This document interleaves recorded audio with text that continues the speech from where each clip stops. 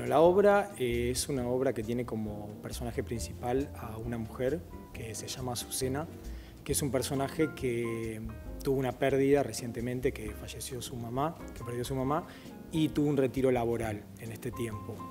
Y bueno, y eso, la jubilación y la pérdida de su madre de alguna manera son los desencadenantes de que ella se haga socia de un cineclub, vendría a ser. Y a partir de ahí, junto a una amiga, conocen a un señor. Bueno, ahí la historia empieza a jugar un poco entre la fantasía, la ficción y la realidad, ¿no? Y bueno, y los devenires de esta nueva vida para este personaje que está tratando de superar sus muertes, ¿no?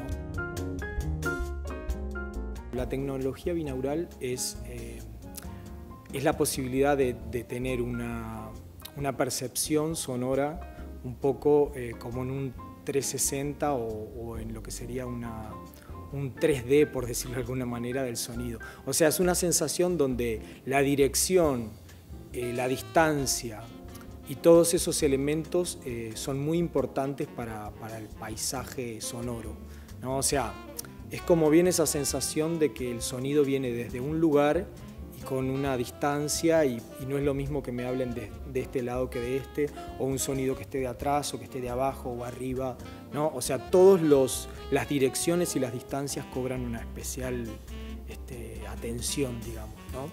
Y bueno, eso como primer elemento es como bien a destacar, digamos, porque te genera una sensación bien particular, incluso reactiva a nivel corporal para el que lo está escuchando.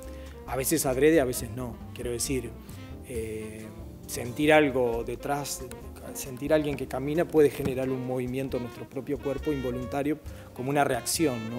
Lo mismo que si sentimos que algo nos va a caer en la cabeza, ¿no? Que viene un piano, ¿no? Ese tipo de cosas generan una reacción. Y si bien no hay un abuso de eso en el espectáculo, sí hay un juego con eso, ¿no? O sea, no es que está plagado de efectos, que era una de las cosas que también nos ocupaba y nos preocupaba. En el caso de Binaural, cuando empezamos a pensar cuál iba a ser ese primer espectáculo con el que íbamos a abrir esa posibilidad de contar una historia con esta tecnología, particularmente a mí me encantan las historias, o cuando creo una historia donde hay una fusión un poco entre el universo sonoro, visual y demás, que muchas veces lo da el cine. O sea, para mí el cine, en ese sentido, siempre estoy como muy atravesado por el cine cuando me pongo a pensar una historia o a crear en sí. Y esta historia, bueno, tenía algunos elementos que precisamente podían interesar para eso, ¿no? O sea, que podían abrir como universos sonoros, ¿no? Cambia muchas veces de locaciones, por decirlo de alguna manera, que eso en el teatro es más difícil. O sea, tiene cambios espacio-temporal también. Y bueno, y en ese caso, bueno, creíamos que esta dinámica permitía también una oportunidad para contar, ¿no? En un sonido binaural también hay escenas que en esto del suspenso que dialogan con algo de lo sobrenatural. Entonces también el sonido ahí es muy importante para generar esta sugestión en el público. Y como la experiencia del espectador va a ser con auriculares, precisamente es una experiencia que lo interesante es que uno se va a sentir de alguna manera como que si estuviera en el escenario.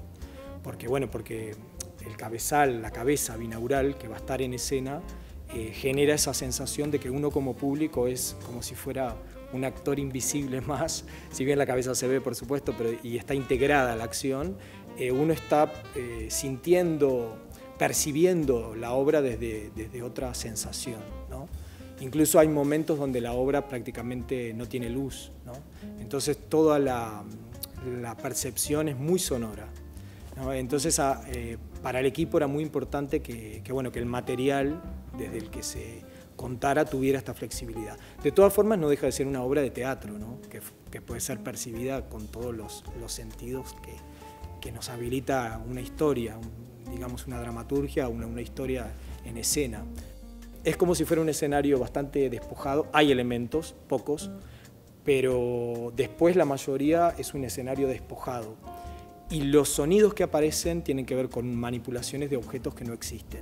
Entonces eso sí conlleva una coordinación muy precisa entre el sonido, el sonidista que lo está tirando y los actores en escena que tienen ese trabajo de precisión entre el objeto, la acción y demás, que eso sí sigue representando un desafío para todo el equipo, digamos, porque es una dificultad que fue planteada adrede como un desafío del espectáculo, ¿no? Obviamente todo va a ser un viaje más sonoro, ¿no? Esa creo que es la gran oportunidad del sonido, además de esta posibilidad inmersiva, ¿no?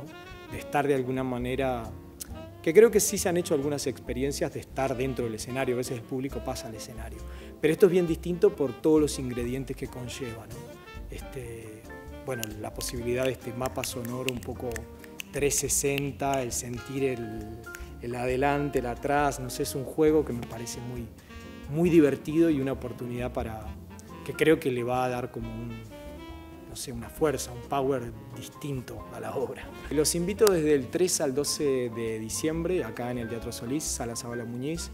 Bette Davis, estás ahí y los esperamos.